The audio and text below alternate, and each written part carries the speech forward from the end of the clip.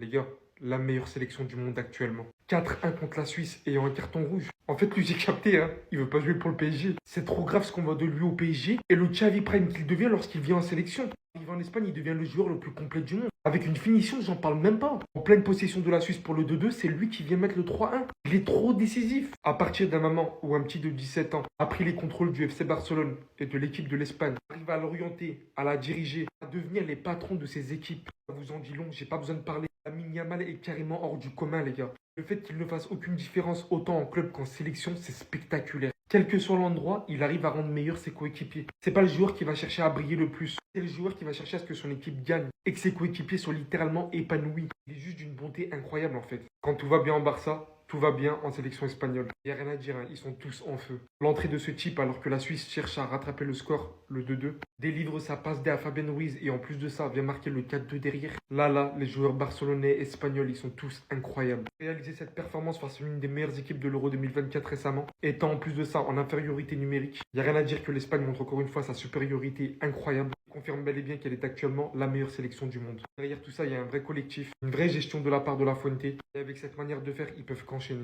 Oh là les amis, il faut qu'on parle du début de saison de Lamine Yamal. Il commence à devenir trop boosté pour moi. Au moment où je vous parle, l'Espagne est en train de gagner 2-1 face à la Suisse à 10 contre 11 en plus. Le carton rouge a été pris par le Normand, suite à une faute qu'il a fait sur Mbolo en étant le dernier défenseur. Et ça, à la limite, on s'en fout parce qu'on parle de l'Espagne, les tenants du titre de l'Euro. La preuve, au moment où je vous parle, l'Espagne vient de rajouter un but grâce à Fabien Ruiz. Ça fait doubler pour lui. Et en ce qui concerne Lamine Yamal, dites-vous que seulement 3 minutes lui a suffi pour faire une passe décisive à José Lu. Alors là, c'est une blague. Je pense qu'on va pas terminer la vidéo parce que Ferran Torres vient de rajouter un autre but. Ça fait désormais 4-1. Vous voyez ce que je disais en début de vidéo, le carton rouge, ça les a rien fait. Ferran Torres est rentré à la place de Lamine Yamal et il a marqué comme à ses habitudes. Lui, quand il est titulaire, il est mauvais. Et quand il rentre en jeu, c'est Ronaldo Prime. On revient sur Lamine Yamal, les amis. Dites-vous que depuis le match face à la Géorgie à l'Euro, les amis, le gars, il n'a jamais fait un match sans faire au moins une passe décisive. Le seul match où il n'a pas fait de passe décisive ni marqué, c'était face à la Serbie. Il a même pris un carton jaune. Et sinon, à part ça, le gars, il est juste inarrêtable. Regardez ce qu'il dit sur lui. Lamine Yamal est désormais à 17 passes décisives. Club sélection réunis, tout ça en seulement 2024, soit autant que Kevin De Bruyne.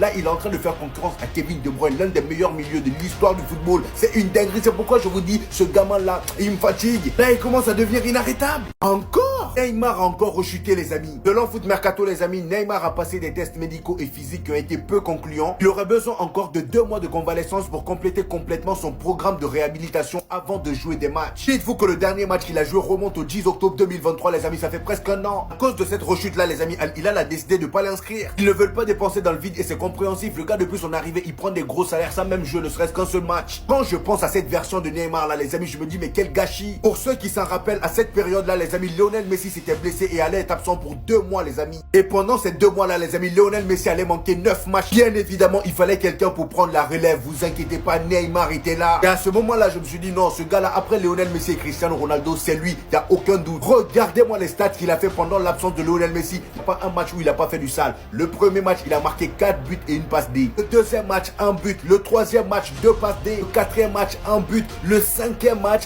2 buts et une passe D. Il a continué comme ça jusqu'au retour de Lionel Messi. Le gars, il a tenu la baraque comme jamais. Pour moi, c'est tout simplement la version la plus dangereuse de Neymar que j'ai connue. Et pourquoi personne parle de ce malade? Je vous présente Victor Gyökeres, les amis. Ce mec est un malade. Il a 26 ans. Il joue au Sporting dans le championnat portugais. Les gars, c'est un truc de malade comme il est fort. C'est le serial buteur actuel dans le championnat portugais. On est seulement en septembre, les amis. Et dites-vous que dans le championnat portugais, en seulement 4 matchs, le gars est déjà à 7 buts. 7 buts et une passe décisive. C'est un malade. Et c'est pas tout. Le poteau joue avec la Suède. Et voici les stats de ces 7 derniers matchs, les amis. Lors des 7 derniers matchs, toutes compétitions confondues, le gars est à claquer 10 buts et 5 passes décisives. Qui d'autre fait mieux? Il est tout simplement inarrêtable. Et comme vous pouvez le constater, les amis, il n'a que 26 ans. Pour certains, ça peut paraître assez vieux. Et il y a de gros clubs tels que Arsenal, le Paris Saint-Germain et même Manchester City qui sont derrière lui. Étant donné que le Sporting l'a acheté seulement la saison dernière, ils sont pas bêtes pour le laisser filer aussi facilement. Ils ont mis sa clause à 100 millions d'euros, les amis, au cas où quelqu'un voudrait de lui, viens le récupérer. Mais au moins, tu claques 100 millions. Et vous savez c'est quoi le pire? Au moment où je tourne la vidéo, les amis, il est en train de jouer avec la Suède. Et il a déjà inscrit un doublé. C'est son 9e but de la saison en seulement 6 matchs disputés. Est-ce que vous vous rendez compte de la dinguerie, s'il vous plaît? Pour l'instant, on parle pas de lui, mais retenez bien son nom. D'ici la fin de la saison, vous allez entendre parler de lui.